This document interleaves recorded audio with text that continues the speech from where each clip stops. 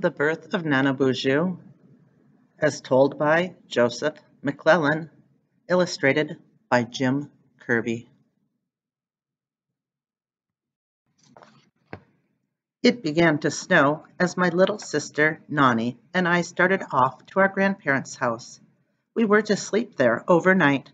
Our parents had given us some tobacco to take to them. We were very excited because snow meant that Nemeshomas and Nokomis would tell us stories of Nanbosho. Nemeshomas tells us these particular kinds of stories in the winter when most of the animals are asleep. Nemeshomas says if the animals heard us telling these stories in the summer, they would come so close to listen that we might find them in our beds. Nemeshomas and Nokomis tell us beautiful stories about how Nanbosho helps our people and how things came to be what they are. Sometimes they are funny stories about Nanbosho tricking people or animals, or even of his being tricked himself. There are some stories where Nanbosho acts as silly as Nani and I sometimes do.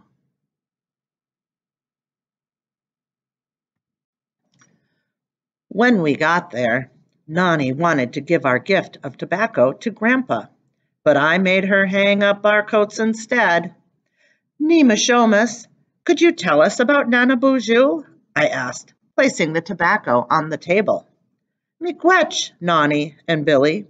First we will eat, then we will have a story, he said, taking the tobacco.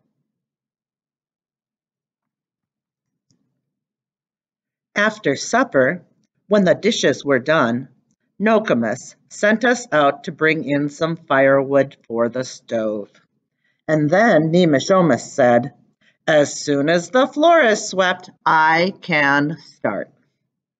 Nani and I quickly swept the floor, and finally we sat with Nemeshomas. He then began his story.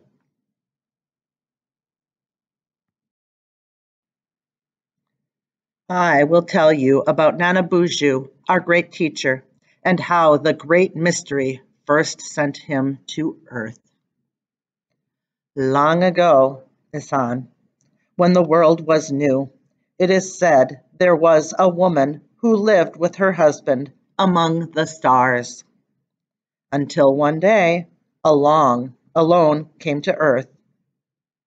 We know her as Nokomis.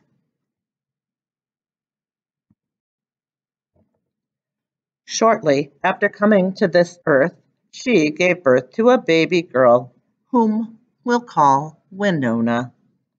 Winona grew to be a very beautiful young woman, wise in the ways of the land and respectful toward her mother.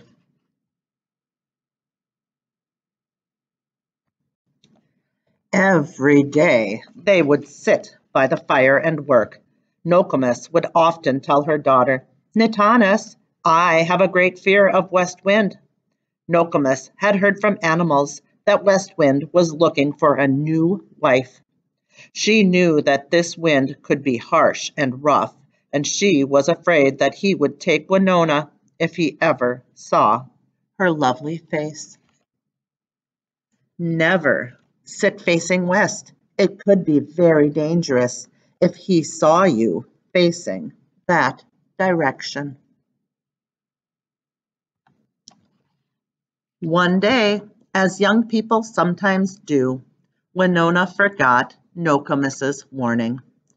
She was so wrapped up in her work on a new pair of moccasins that she sat by the fire facing west. Suddenly, she felt a cold gust of wind prickle her skin as West Wind happened by. He saw how beautiful Winona was and wanted her for his own.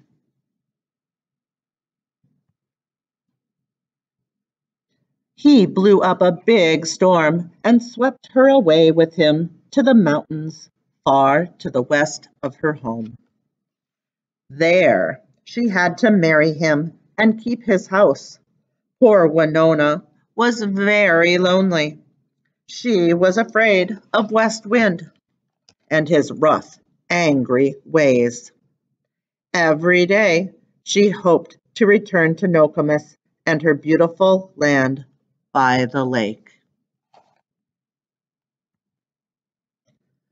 Nokomis searched everywhere for Winona until one day an eagle felt sorry for her and said, "Nokomis, your daughter has been taken by the west wind and carried far away to the mountains where he lives."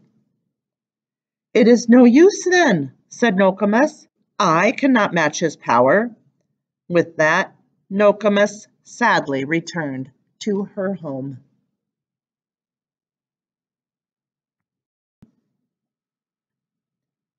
One evening, as Nokomis sat by her fire, she thought she was being called, but in a whisper. "Nokomis, Nokomis, Nitatam." At first, she thought it was only a bird calling the distance, or a trick of the wind. But when she looked to the west, she saw Winona coming slowly toward her. She ran and took her daughter in her arms. "Nitanis, I have missed you so much," Nokomis said. "I am so glad to see you." "Nitatam, all this time I have been away, I thought of you and our beautiful land. I am with child, and I have come home to have my child here, away from his father, who scares me so. Nitatam, I am so tired. I must lie down." Nokomis led her to the lake and helped her lie down comfortably. Later that night, Winona gave birth to her sons. She was so exhausted from the journey that this effort was too great, and she passed on to the land of the spirits. One of the baby boys was healthy and cried loudly, while the other was weak and died shortly afterwards.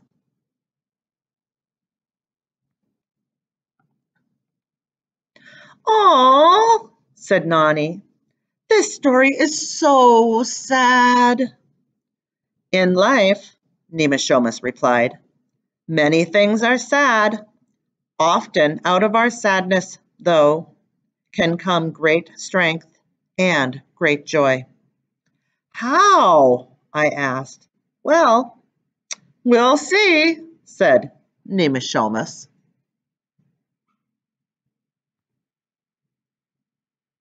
Nokomis was so sad at the death of her daughter and her grandson that she couldn't think straight.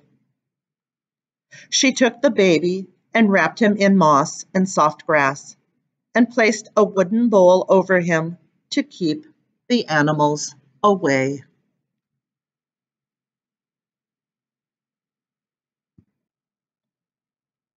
Then she went off into the woods where she grieved for 4 days before burying the bodies of her daughter and grandson.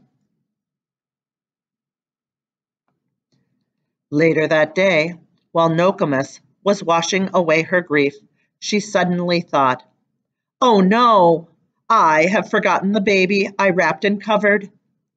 He may have starved to death already." Quickly, she ran back to her camp where she had left the baby. When she found the bowl, she overturned it. "I have grieved too much," Nokomis cried, "and now something has happened to this baby."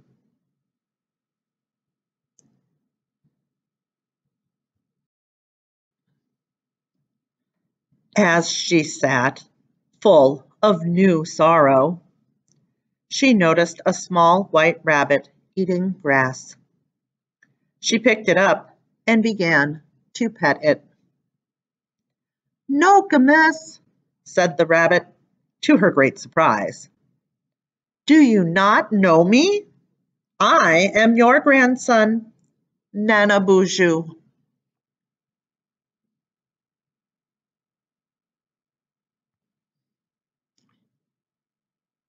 With that, the little rabbit changed into her baby grandson. Nokomis knew then that her grandson was a powerful spirit who had changed himself into a rabbit because he had become so hungry. When the birds and the animals heard his name, they traveled the earth telling every living thing that a great spirit named Nanabuju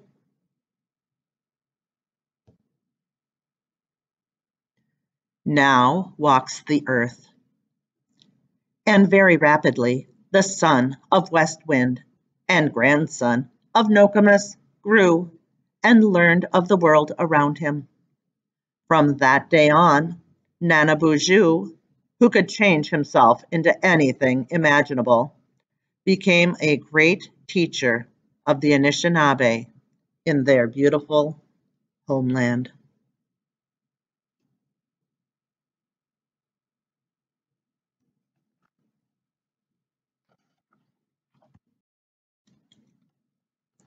This is why, said Nemishomis, we always say Buju when we greet each other to remind ourselves of the teachings of Nana Buju. And this is why you must treat everyone and everything with respect. You never know when Nana Buju has changed himself into something around you, and you certainly don't want to be disrespectful to him or anything in creation. Nokomis looked at us and took Nani's hand, saying, "Come, my girl, it's bedtime. There are many more stories to tell, but first, you must sleep on this one. Tomorrow, we will be going out to check our snares, and we will find out more about Nana Buju then."